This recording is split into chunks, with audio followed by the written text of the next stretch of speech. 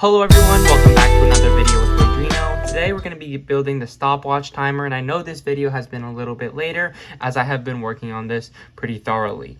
So basically today we're just going to go over how we can use the Arduino to create a stopwatch timer so that it counts down using the timelib.h library, and we also use the second button to stop it and return it to 0. So that's what we're going to learn today. So let's look at the code and the wiring diagram. Here's a side view of the wiring diagram. I'll also display it on screen so that it's a lot easier to follow, but essentially this is the same wiring diagram as my previous video with the time, tracking the time with the timelib.h library without the RTC module.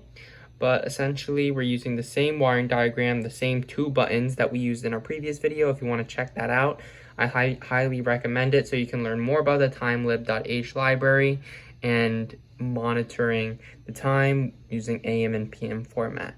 But essentially it's the same thing, and let's look at the wiring diagram. Okay, so here's the actual wiring diagram. I know in the previous clip I showed an angle of it actually in real life, how I created it. Just know that the one displayed on screen is not the exact same as the one I displayed in the previous clip, just because this breadboard is not as long as the one that I have. One thing I just want you to know is that this goes over the bridge. Just make sure that these two pins, or what I like to call clamps, are connected to these four points on the breadboard, and it will extend across the breadboard bridge. This is the potentiometer. When you're dealing with these two buttons, just make sure that they're connected. They have the correct connections.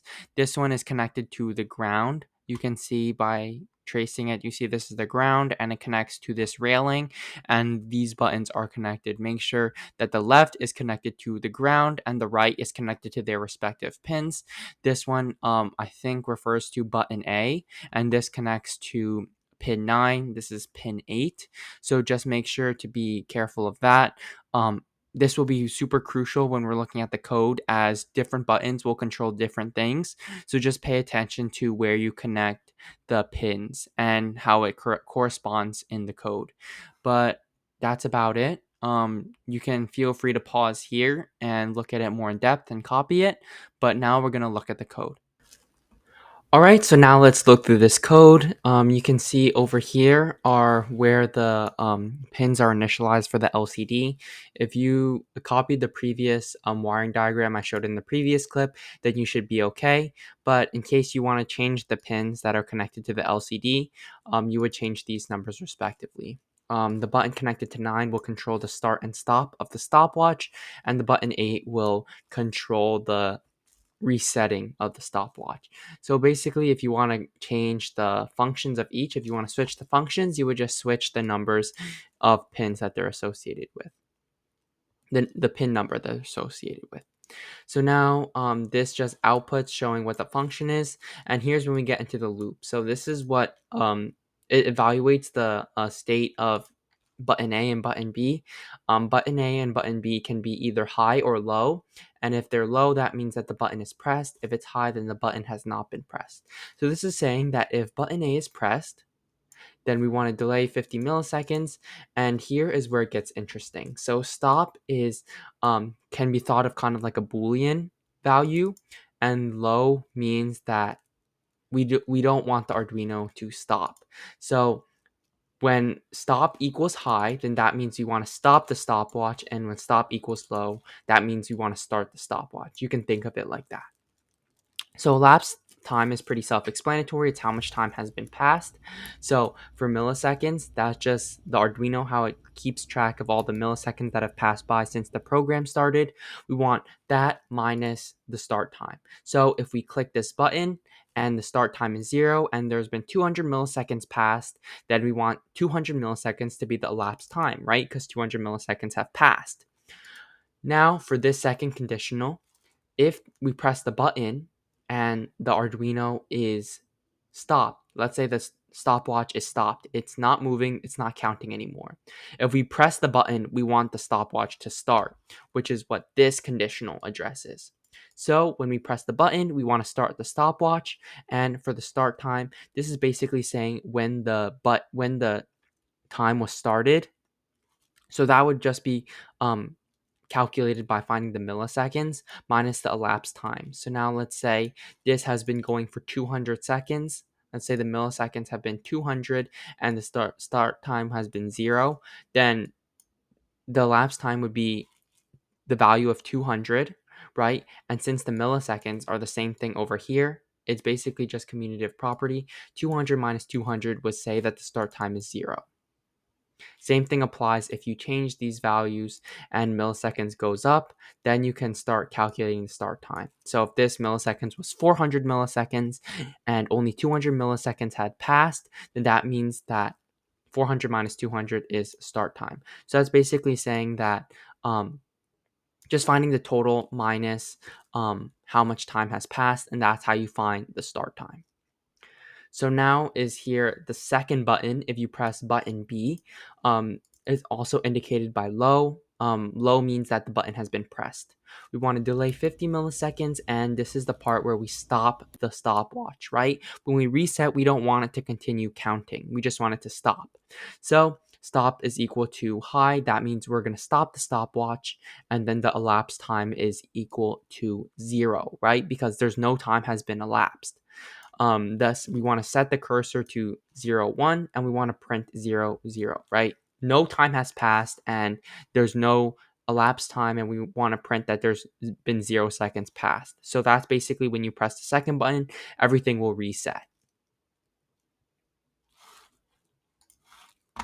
Okay, so we finally get to this last part with um, if stop equals low. So this is basically saying that if the stopwatch is going, how are we going to update the time and display it?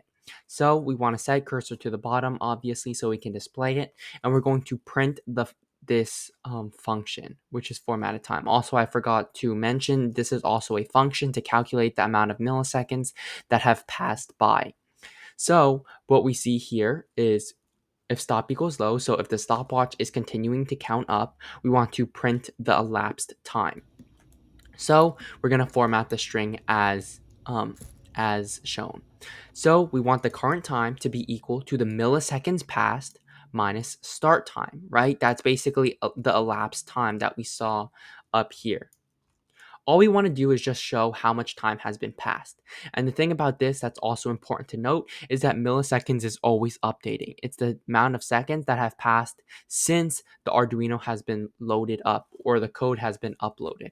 So this is always incrementing. So let's say there are 100 milliseconds. It's going to count up from 100, 101, 102, 103. And let's say the start time is 0, right? So that's basically just going to count up from it's going to keep counting the amount of elapsed time and display that on screen.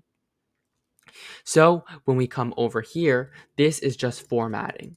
Milliseconds, obviously milliseconds are less than seconds. So what we're going to do is display the current time, which we get from this equation over here, and find the remainder of it from 1,000.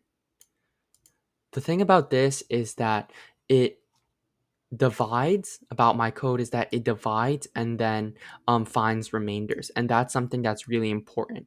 Let me show you an example that's easier to understand. So obviously current time will be in milliseconds, right? So since milliseconds are to find seconds from milliseconds, right, you divide that by 1,000 and find the remainder from 60. For minutes, you divide by 6,000 and find the remainder from 60. All of them are just building off of each other. You already know that for hour, there are 3,600,000 milliseconds in an hour. So current time divided by this will give you hours. Current time divided by 60,000 will give you the amount of minutes, and then you would have to find the remainder of that to find the minutes. So this is basically just basic calculations if you want to find the seconds, minutes, and hours. Nothing too crazy over here. It's just simple math. For this is the time string. This is pretty important. This is for formatting. Sprintf is a pretty new function to me at least, and it's something that I haven't really introduced to the channel, but this deals with formatting. So we're gonna call this time string, And what this says is we need 2 digits, right, with 0 as the placeholder. So if there are no digits, if there's only 1 digit, then we'll use 0 as the placeholder. But at all times, there should be 2 digits. And you can see that on the Arduino screen right now.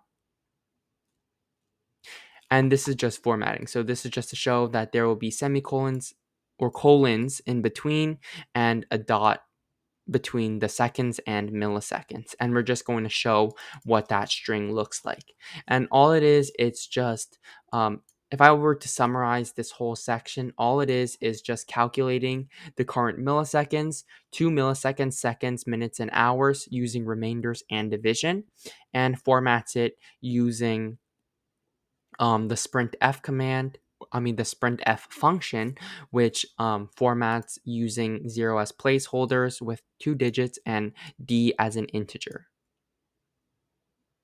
So that's basically it for the code. I'll paste this in the pinned comment, so make sure to check that out. And that's about it for the code. Alright, so that's going to be it for today's video. If you really enjoyed and learned something today, I would really appreciate it if you could like and subscribe. Just today we learned how to create the stopwatch and reset it. So for the future, we're going to use this knowledge to combine different modes and create an advanced alarm clock system. So if you want to stay tuned for that, make sure to subscribe. And as always, thank you for watching.